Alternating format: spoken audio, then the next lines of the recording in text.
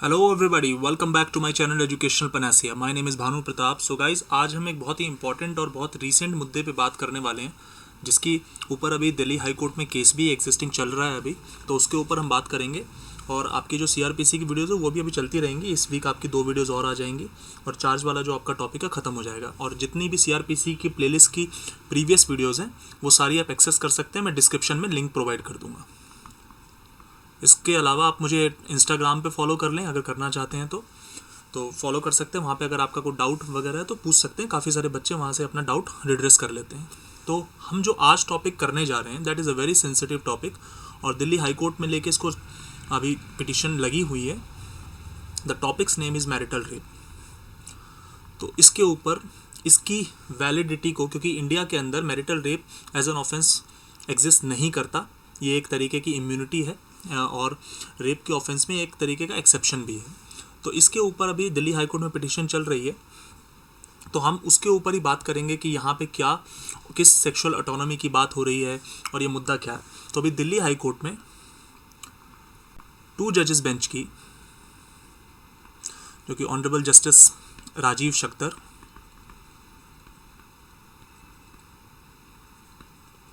And honourable justice Shri Harishankar की court में 4 petitions लगी हुई हैं, जो इस मुद्दे पे को चैलेंज कर रही हैं कि जो सेक्शन 375 की जो एक्सेप्शन है, जिसकी वजह से मैरिटल रेप की इम्यूनिटी इंडिया में प्रोवाइडेड है, उस एक्सेप्शन की कॉन्स्टिट्यूशनल वैलिडिटी को चैलेंज किया गया। अगर आप सेक्शन आईपीसी का सेक्शन 375 देखेंगे तो वहाँ पे 2 एक्सेप्शंस हैं। पहला एक्सेप्शन है आपका मेडिकल इंटरवेंशन और मेडिकल प्रोसीजर्स जो डॉक्टर करते हैं, तो that does not constitute rape. तो उसके ऊपर पहला एक्सेप्शन। और दूसरा एक्सेप्शन है कि अगर एक हस्बैंड मतलब is involve in the sexual activity with the wife, तो उस केस में दैट इज़ नॉट रेप, अगर वो वाइफ 15 साल से छोटी नहीं है तो वो वहाँ पे 2 एक्सेप्शंस लिखे हुए हैं। तो ये उसी के कॉन्स्टिट्यूशनल वैलिडिटी को चैलेंज किया गया उस सेकंड एक्सेप्शन की। तो वहाँ पे अलग अलग पिटीशंस लगी हुई है। तो एक पिटीशन आपकी जो पिटिशनर है वो All India Democratic Women's Association है। उसके बाद एमिकस क्यूरी की भी इसमें केस लगे, राजशेखर राव और सीनियर एडवोकेट रेबेका जॉन की भी इसमें पिटीशन लगी हुई है। तो अब ये मुद्दा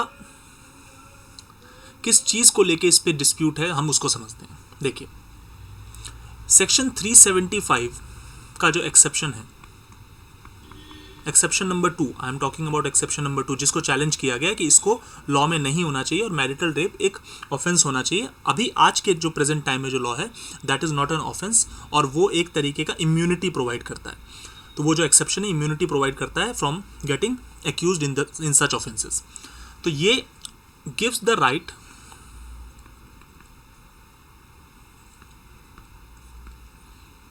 टू हस्बैंड, एक तरीके से अगर हम इसको देखें तो वो अपनी वाइफ के साथ कंसेंशुअल एंड नॉन कंसेंशुअल दोनों ही सेक्सुअल एक्टिविटी में इन्वॉल्व हो सकता है।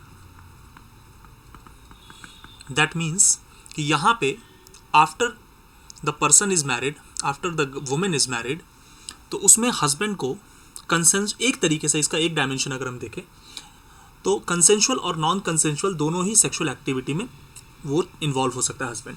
अगर हम इसको इस तरीके से देखें कि एक वुमेन है और मैरिज से पहले अगर वुमेन के साथ कोई भी नॉन कंसेंशुअल सेक्सुअल एक्टिविटी होती है, दैट कॉन्स्टिट्यूट्स रेप। उसमें मेडिकल इंटरवेंशन और मेडिकल प्रोसीजर वाला एक्सेप्शन है अदरवाइज, और ये जो सेकंड एक्सेप्शन है मैरिटल रेप, ये दोनों को अगर हम हटा दें तो नॉन कंसेंशुअल वो रेप हो जाता है। But after marriage, if the husband engages in the non consensual है, तब तो कोई प्रॉब्लम ही नहीं है, तब तो वो वैसे भी रेप की डेफिनेशन में नहीं आएगा, क्योंकि रेप की डेफिनेशन ही स्टार्ट होती है विदाउट द कंसेंट। और कंसेंट की डेफिनेशन आप लोगों को हमेशा ध्यान रखना है कि कंसेंट एक ऐसा अनइक्विवोकल एग्रीमेंट है। अनइक्विवोकल का मतलब होता है कि जो अनमिस्टेकेबली क्लियर हो, सिंगुलरली क्लियर हो कि वो कैटेगोरिकल वो कंसेंट एग्जिस्ट उस चीज़ में, उस एक्टिविटी के लिए हाँ होनी चाहिए, that is called unequivocal agreement, जो किसी भी फॉर्म में, वर्बल, नॉन वर्बल फॉर्म में, जेस्चर्स की फॉर्म में a lady can communicate to the person. ठीक है, तो अब हस्बैंड अगर इंगेज होता है नॉन कंसेंशुअल में, तो लॉजिकली अगर यहाँ पे मैरिज का इंस्टीट्यूशन नहीं होता तो इस तरीके की एक्टिविटी रेप कॉन्स्टिट्यूट हो जाती। बट क्योंकि ये मैरिड लाइफ के बाद हो रहा है, क्योंकि यहाँ पे हस्बैंड एक पार्टनर है, लाइफ पार्टनर है वाइफ का, तो वो यहाँ पे रेप नहीं कहलाएगा, मैरिटल रेप नहीं कहलाएगा, and that is what we call the marital rape immunity.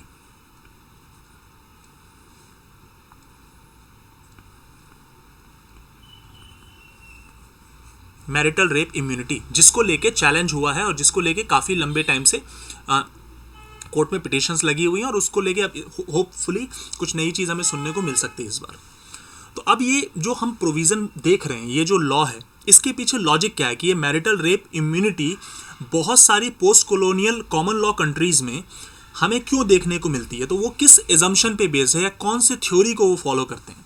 तो उसमें सबसे पहली थ्योरी है consent in perpetuity.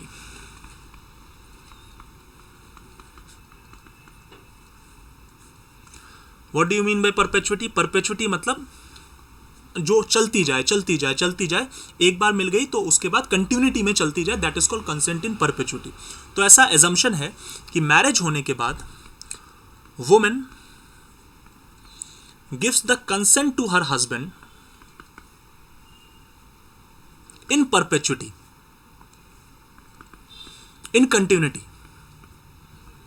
Marital rape की जो इम्यूनिटी अभी हमारे लॉ में, एग्जिस्टिंग लॉ में, प्रेजेंट लॉ में जो प्रोवाइडेड है, उसका यही प्राइमरी कंसर्न, मतलब प्राइमरी जो उसका पैरामीटर है वो यही है कि हस्बैंड को वुमेन आफ्टर मैरिज एक कंसेंट इन परपेचुटी प्रोवाइड कर लेती है, which she can not retract, which she can not retract मतलब which she can not take back. अब ये सही है, ये सही नहीं है, मैं इस पे बात नहीं कर रहा अभी, मैं सिर्फ आपको ये इसका, इस इम्यूनिटी के पीछे का लॉजिक बता रहा हूं कि व्हाई दिस पर्टिकुलर लॉ और why this particular immunity is still existing in our legal system, हम उस पे बात कर रहे हैं। दूसरी थ्योरी, एक्सपेक्टेशन ऑफ सेक्स। ये दूसरी थ्योरी इस तरीके से चलती है कि since women has married a person, so the women is duty bound to fulfil the sexual responsibilities, to fulfil the sexual responsibilities in a marriage, duty bound to fulfil the sexual responsibilities in a marriage. अब ये जो दोनों ही theory मैंने आपको बताई है, expectation of sex या फिर कंसेंट इन परपेचुटी वाली, ये दोनों थ्योरी एक प्रोमाइस पे ले डाउन करती है, जो उस जमाने में ये थ्योरी चला करती है, उसी को हमने फॉलो किया हुआ, अभी तक ये एग्जिस्ट कर रहा है, कि women is the property of man. इस तरीके का आइडिया उस टाइम पे, उस जमाने में, आज से 100 सालों पहले एग्जिस्ट किया करता था, जो आज तक हम एक तरीके से फॉलो कर रहे हैं, जिसको कई बार सुप्रीम कोर्ट ने अपनी अलग अलग जजमेंट्स में ख़त्म करने की कोशिश भी करी है। चाहे आप सबरीमाला की जजमेंट उठा लीजिए, या फिर चाहे आप राइट टू प्राइवेसी के जजमेंट उठा लीजिए, चाहे वुमेन लॉज में जो 2013 में काफ़ी हैवी अमेंडमेंट्स आई थी, जैसे आईपीसी में नए सेक्शंस इंसर्ट हुए थे, सीआरपीसी के अंदर कुछ प्रोसीजर्स, एविडेंस के अंदर कुछ अमेंडमेंट्स आई थी, तो वो अगर हम उस पॉइंट ऑफ व्यू से देखें तो सुप्रीम कोर्ट ने और वेरियस हाई कोर्ट्स ने भी सेवरल ओकेजन्स पे वुमेन लॉज में और जेंडर इक्वालिटी को ब्रिंग इन करने के लिए काफ़ी सारे चेंजेस लाए हैं। बट ये पुराना नोशन जो women is the property of her man वाला जो कॉन्सेप्ट था, ये बहुत सालों से चला आ रहा था, जिसकी वजह से कहीं ना कहीं ये लॉ अभी भी एग्जिस्ट कर रहा है इस प्रीमाइस पे। नाउ इस लॉ को फिर अभी तक आउटलॉ क्यों नहीं किया गया, ओवरटर्न क्यों नहीं किया गया, खत्म क्यों नहीं किया गया? तो 2010 में एक पेपर पब्लिश हुआ था, rape with in marriage in India.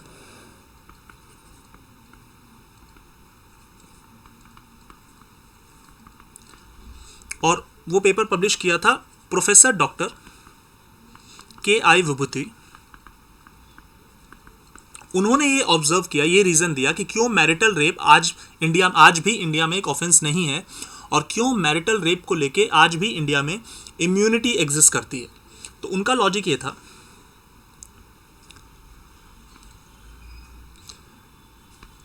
Preservation of the institution of the family, कि व्हेन टू पर्सन्स मैरी, और दो लोग जब शादी करते हैं तो वो एक इंस्टीट्यूशन कॉल्ड अ फैमिली को फॉर्म करते हैं, और उस इंस्टीट्यूशन ऑफ मैरिज की जो सबसे कोर है, जो फैमिली एक कोर होती है, उस फैमिली के टर्म को, उस फैमिली के सिस्टम को प्रिजर्व करने के लिए इंडिया में ये वाला जो प्रोविज़न है अभी भी लेजिटिमेट है, मतलब ये जो इम्यूनिटी है अभी भी लेजिटिमेट है, और इस वाले लॉ को आउटलॉ नहीं किया गया, एक्सेप्शन को हटाया नहीं गया अभी भी 375 को, और अभी भी ये हमारा इंडिया में एग्जिस्ट कर रहा है। दूसरी चीज़ कि ये जो प्रिजर्वेशन ऑफ फैमिली वाला जो कॉन्सेप्ट है, वो कॉन्सेप्ट अगर हम लॉ ले आते हैं, मतलब मैरिटल रेप को अगर हम ऑफेंस बना देते हैं और उसको रेप की डेफिनेशन में कहीं ना कहीं डाल देते हैं, तो उस केस के अंदर चांसेस हैं कि फॉल्स, फैब्रिकेटेड और मोटिवेटेड कंप्लेंट्स आनी शुरू हो जाएंगी। देयर आर चांसेस, मतलब ये एक रिस्क है, मोटिवेटेड कंप्लेंट्स आनी शुरू हो जाएंगी।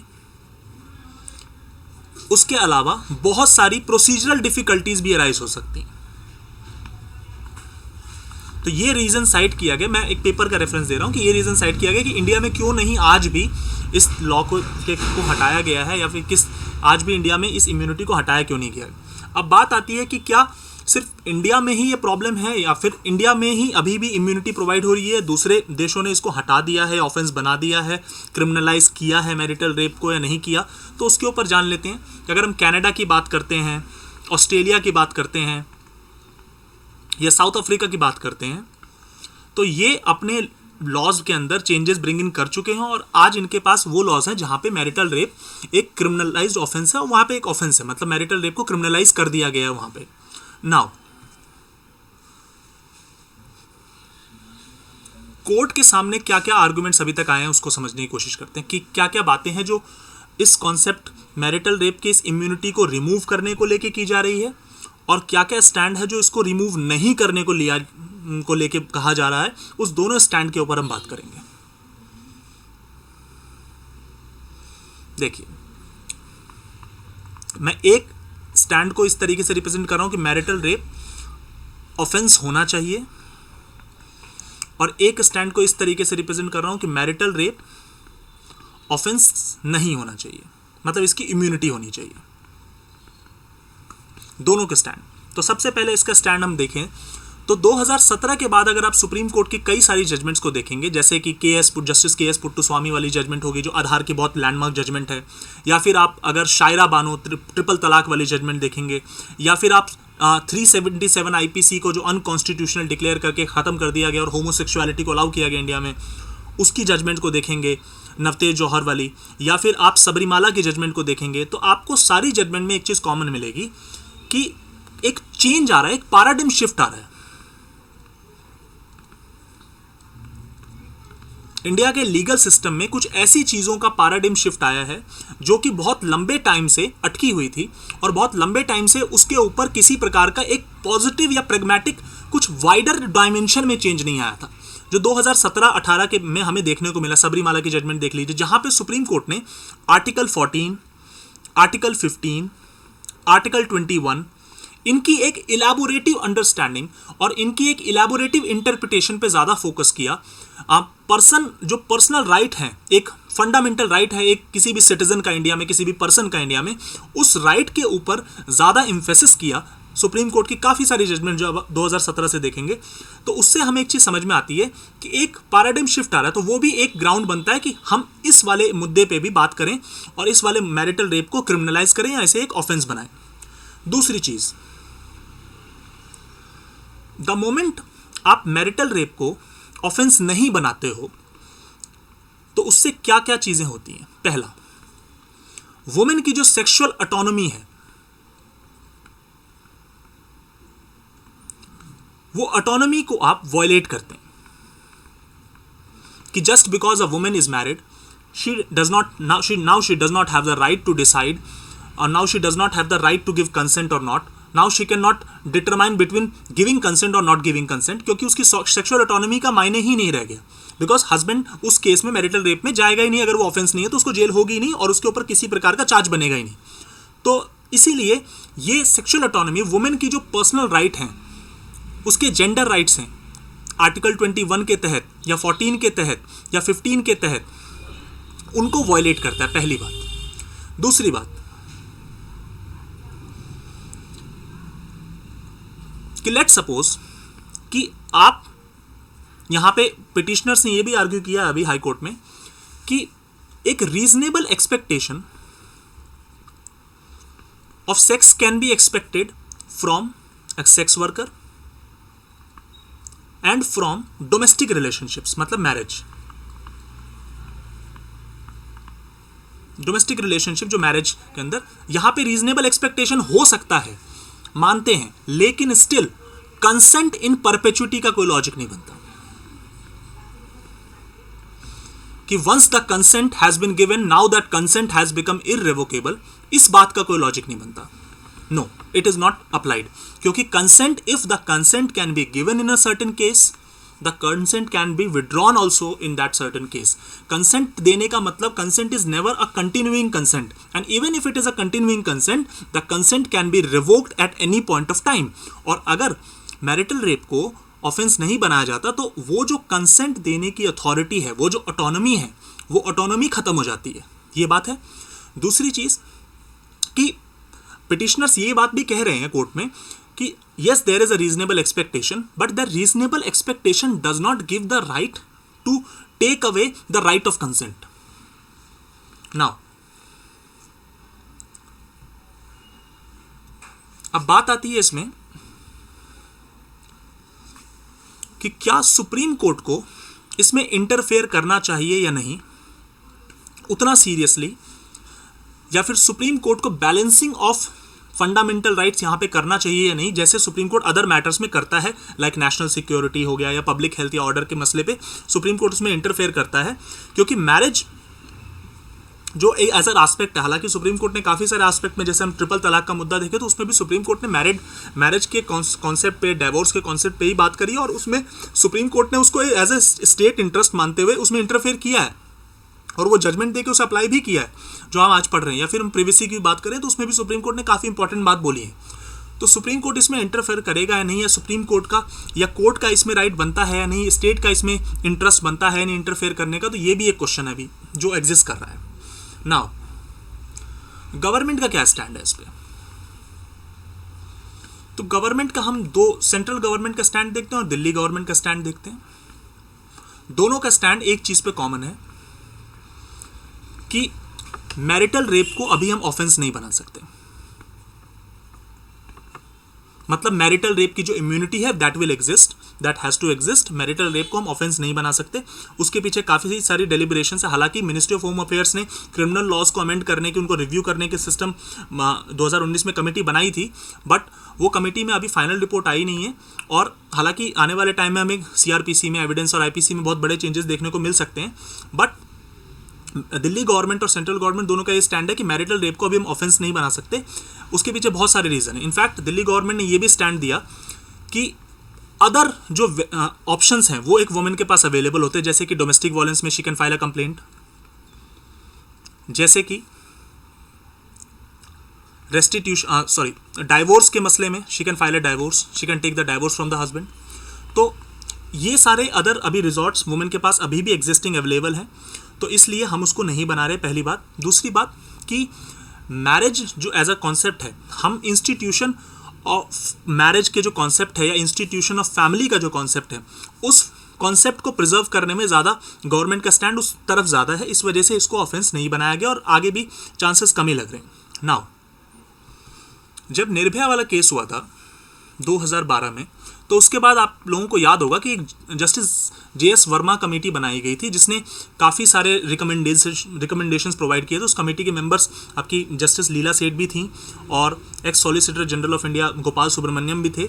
तो उन्होंने काफ़ी सारे रिकमेंडेशंस प्रोवाइड करी थी, और उन रिकमेंडेशंस पे हमारे जो IPC हैं उसमें बहुत बड़ी बड़ी अमेंडमेंट्स हमें दिखने को मिली थी, चाहे वो रेप की डेफिनेशन हो या उसकी रेप डेफिनेशन की एक्सटेंशन हो, पनिशमेंट की एक्सटेंशन हो, स्टॉकिंग का ऑफेंस हो, वॉयरिज्म का ऑफेंस हो, अदर ऑफेंसेस को भी हमने इंसर्ट किया था। तो उस टाइम भी उस पैनल ने रिकमेंड किया था, जो कमेटी बनी थी उस कमेटी ने ये रिकमेंड किया था कि इस मैरिटल रेप के एक्सेप्शन को रिमूव किया जा सकता है। इसको रिमूव करने के लिए कहा था, लेकिन उस टाइम पे जो एग्जिस्टिंग गवर्नमेंट थी उसने इसको अलाउ नहीं किया, मतलब उसको इंट्रोड्यूस लॉ में नहीं किया। नाउ अब यहाँ पे मैंने ये आर्गुमेंट्स तो आपको बता दी कि क्यों ये एक ऑफेंस होना चाहिए और क्यों इस इम्यूनिटी को लॉ में नहीं होना चाहिए, इस एक्सेप्शन को लॉ में नहीं होना चाहिए। अब हम उन आर्गुमेंट्स पे बात करेंगे जो कहता है कि क्यों इम्यूनिटी एग्जिस्ट करनी चाहिए।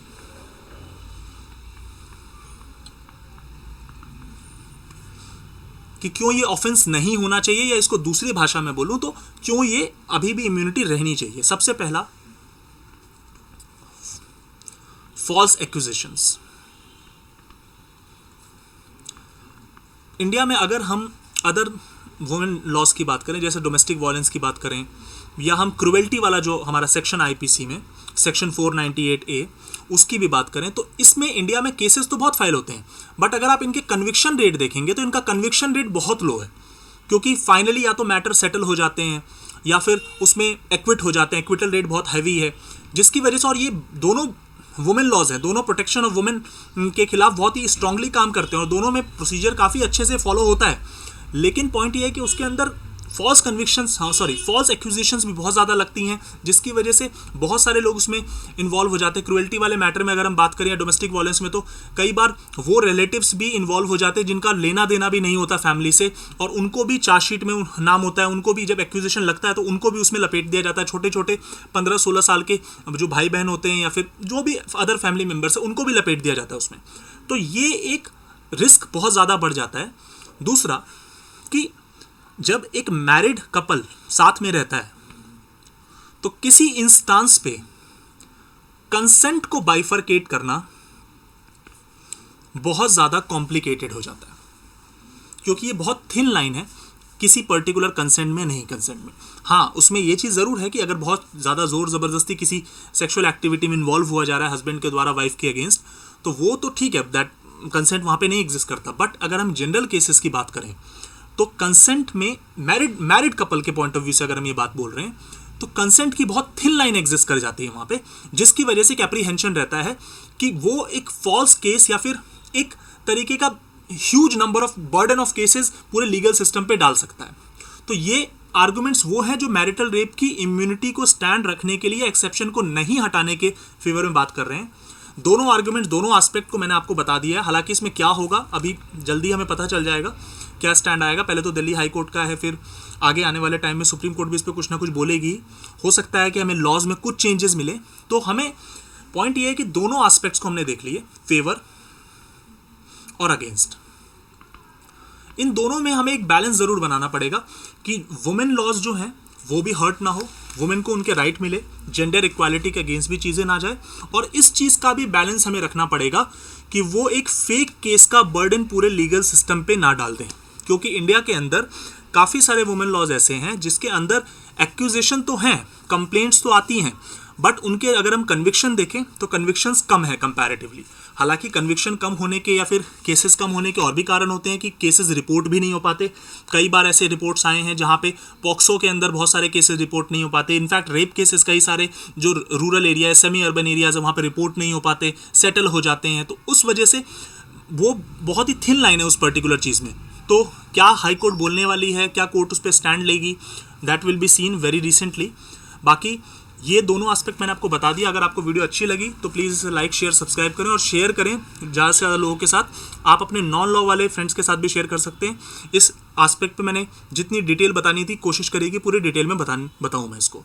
तो नेक्स्ट वीडियो आपकी CRPC पे बनेगी और हम अपना जो टॉपिक है उसको कंटिन्यू रखेंगे। Thank you so much guys for giving your precious time to me. Thank you very much.